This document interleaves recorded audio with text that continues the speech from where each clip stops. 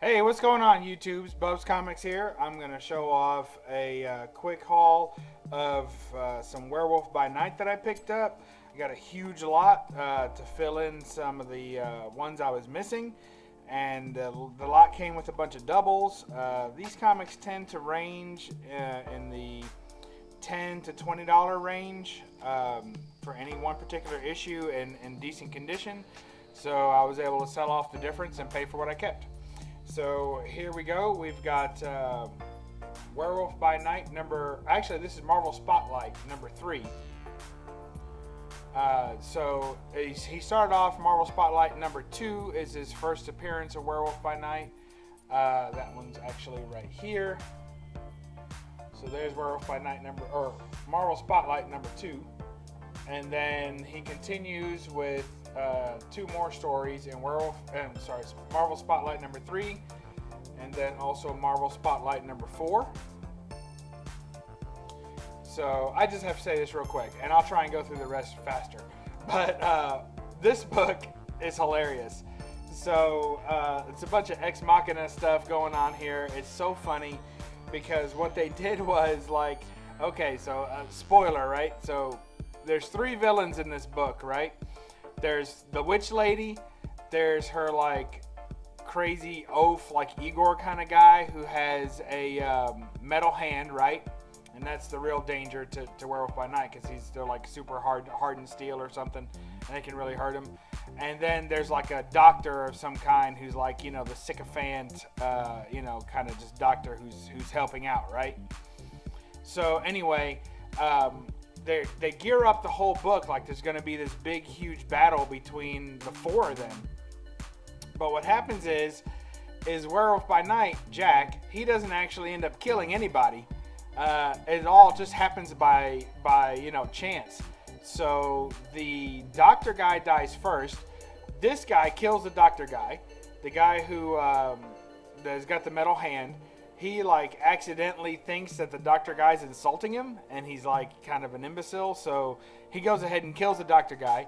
Then the doctor guy is dead, and while the witch and the metal hand guy are looking at the doctor guy, he like slips out of his chains somehow and gets away. And then he takes off running. She sends the metal hand guy after him. They are fighting in the woods, and it starts to rain, and the metal hand guy just raises his arm and gets struck by a bolt of lightning. I was like, are you kidding me? What a cop-out. So they don't even actually end up having a completed fight, and Jack gets away, and the guy's just like laying there dead. And then they don't really explain it, or at least I didn't catch it. It was late. But so the witch lady, I guess she needed like a book that Jack has, so I'm guessing this is going to be a main plot story or main plot point for Werewolf by Night. So she's got like a book, or she's looking for a book that she's pretty sure Jack has, which he doesn't know anything about, of course. So I don't know what she needed this book for, but I gather it was very, very important and she had to have it by tonight, right? So because he's now dead and the doctor guy's dead, she has no one to do her dirty work. And I guess they never really, does she have any powers or anything? We never find out. She's just like a creepy chick. So then she ends up like laying down on the floor. And I don't know if she's passed out or if she needed a spell from this magic book to help keep her alive or what the story is. They never really explain it. So she just like lays down in despair in a room full of candles. And I guess we're to assume that like the candles burned down all the way and caught the house on fire. So she dies in a house fire. So Jack doesn't kill anybody. He's just like, you know, running around while everyone else is like killing themselves by accident. It's hilarious. So anyway, and they wrap the whole thing up really fast, like in the last 2 pages. It's a really good book up until then.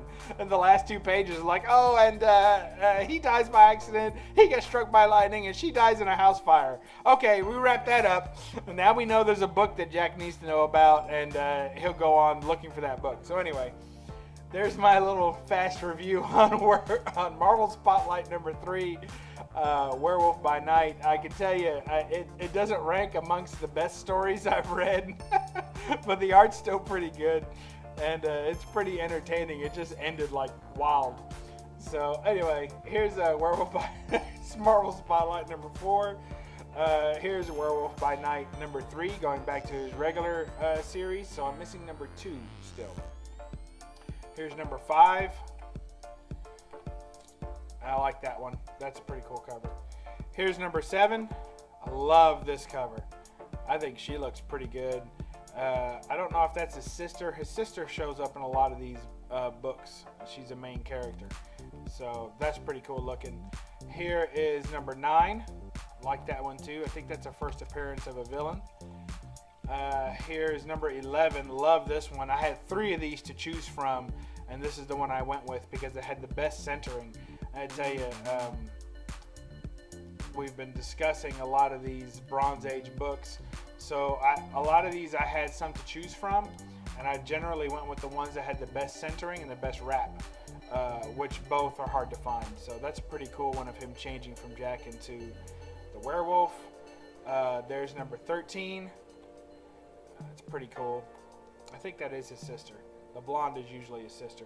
There's number 14. Love that one. Look at that. That's badass, man. Number 25. He's coming at you. I love that. Eclipse of Evil. That's one of my favorite covers so far. Number 27. One of my least favorite covers. That's just lazy monster drawing. There's number 28. Number 29. That looks pretty cool. Looks like he's battling a bat. Number 30. Love that one too. Look at that skull and the moon. That's pretty cool. And of course, we're getting close up to Moon Knight at this point. There's 31.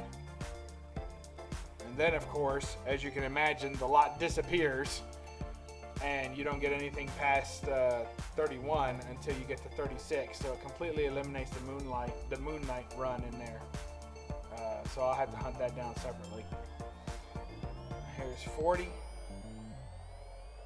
Pretty cool cover. I like that one too. It's 41.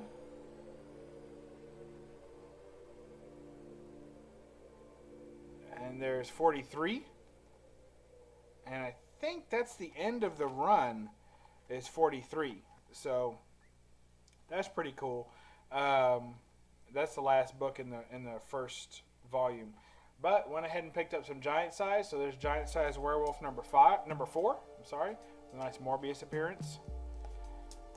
There's giant size werewolf number 5. That looks pretty cool too. And then in that, the seller also had a second lot, and it was a Tomb of Dracula lot. And I kept only 3 out of that lot. There were a lot more.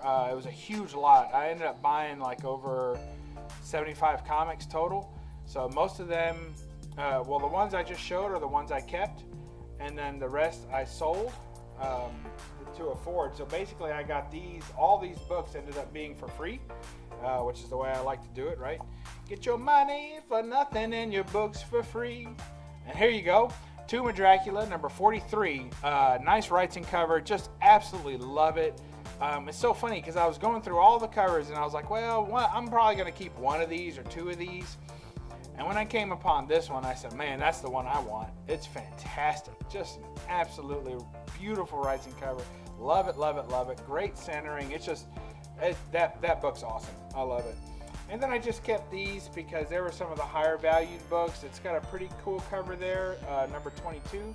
Kept 43. Here's 22. I think these have Marvel value stamps in them, if I'm not mistaken. So, and then this next one is 70. That's a pretty cool cover there too. And I think that might have a value stamp in it too. So that's all. Just thought I would share that with you real quick. And when you get done checking out all these spooky characters, I highly recommend that you read Marvel Spotlight number 3 with the most unapologetic